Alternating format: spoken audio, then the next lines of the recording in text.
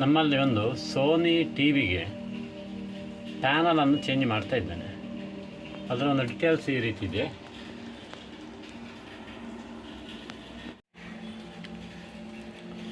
ಇದಕ್ಕೆ LG display ಇರುತ್ತೆ. ಈ LG ಡಿಸ್ಪ್ಲೇ ಫಿಕ್ಸ್ ಮಾಡಿದ್ದೇನೆ. ಹಿಂದೆ ಇರುವಂಥದ್ದು ಈ ಡಿಸ್ಪ್ಲೇ BOE ಡಿಸ್ಪ್ಲೇ ಇರ್ತದೆ.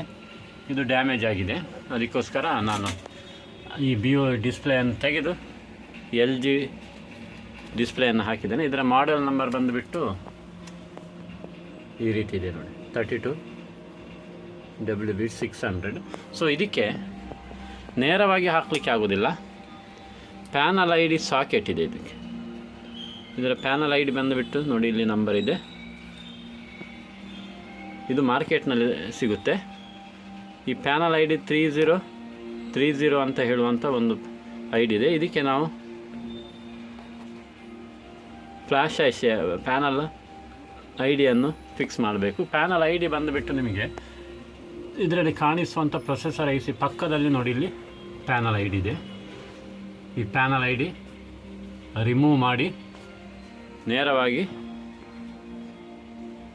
ಇದಕ್ಕೆ ಫಿಕ್ಸ್ ಮಾಡಬೇಕು. ಫಿಕ್ಸ್ ಮಾಡಿದ ಮೇಲೆ ಮಿರರಿಂಗ್ ಮ್ಯಾಪಿಂಗ್ ಸೆಟ್ ಮಾಡಬೇಕು. ನೋಡೋಣ. ಫಸ್ಟ್ ಪ್ಯಾನಲ್ IDಯನ್ನು ನಾನು ರಿಮೂವ್ ಮಾಡ್ತೀನಿ. ಈಗ ಇದರಲ್ಲಿ ಒಂದು ಪ್ಯಾನಲ್ ICಯನ್ನು ನಾನು ರಿಮೂವ್ ಮಾಡಿದೆ ನೋಡಿ. ಇಲ್ಲಿ ಕಾಣಿಸುವಂಥ ಇದಕ್ಕಿಂತ ಮೊದಲು 2 IC ಇತ್ತು. ಇದು ಕೆಳಗಿನ IC ಪ್ಯಾನಲ್ ID. ಈ ಪ್ಯಾನಲ್ ICಯನ್ನು ನಾನು ರಿಮೂವ್ ಮಾಡಿದೆ. ರಿಮೂವ್ ಮಾಡಿ ಈ ಬೋರ್ಡಿನ ICಗೆ ಕನೆಕ್ಟ್ ಮಾಡಿದೆ. ಇಲ್ಲೊಂದು ICಯ ಸಾಕೆಟ್ ಇದೆ. ಈ ಸಾಕೆಟ್ಟಿಗೆ ಪ್ಯಾನಲ್ IDಯನ್ನು ಕನೆಕ್ಟ್ ಮಾಡಿದ್ದೇನೆ.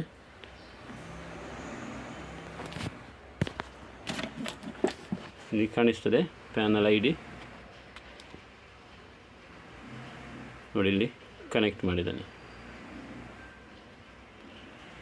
ಈಗ ಏನಾಯ್ತು ಅಂತ ಹೇಳಿದರೆ, ಈ ಕನೆಕ್ಟ್ ಮಾಡಿದ ಮೇಲೆ ಉಳಿದಂಥ ಎಲ್ಲ ಕನೆಕ್ಷನ್ಸ್ ಮಾಡಿದ್ದೇನೆ.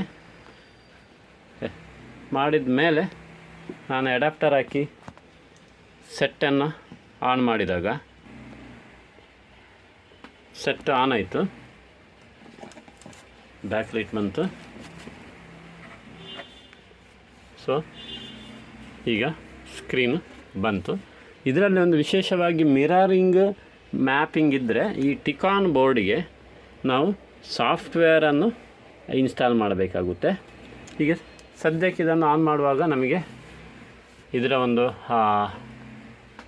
ಪಿಕ್ಚರ್ ಬಂತು. ಪಿಕ್ಚರ್ ಯಾವ ರೀತಿ ಇದೆ ನೋಡುವ. ಈಗ ಕನೆಕ್ಟ್ ಮಾಡಿದೆ, ಪಿಕ್ಚರ್ ಓಕೆ ಇದೆ. ಈ ಸೋನಿ ಟಿ ವಿಯಲ್ಲಿ ಈ ರೀತಿಯಾಗಿ LG ಪ್ಯಾನಲನ್ನು ನಾವು ಫಿಕ್ಸ್ ಮಾಡಿದಾಗ ನೇರವಾಗಿ ಇದರಲ್ಲಿರುವಂಥ ನೇರವಾಗಿ ಏನು ಪ್ಯಾನಲ್ ICಯನ್ನು ಈ ಒಂದು ಬೋರ್ಡಿಗೆ ಫಿಕ್ಸ್ ಮಾಡುವಾಗ ಸೆಟ್ ಓಕೆ ಆಗಿದೆ. ಸೆಟ್ಟನ್ನು ನಾನು ಫಿಕ್ಸ್ ಮಾಡಿದ್ದೇನೆ.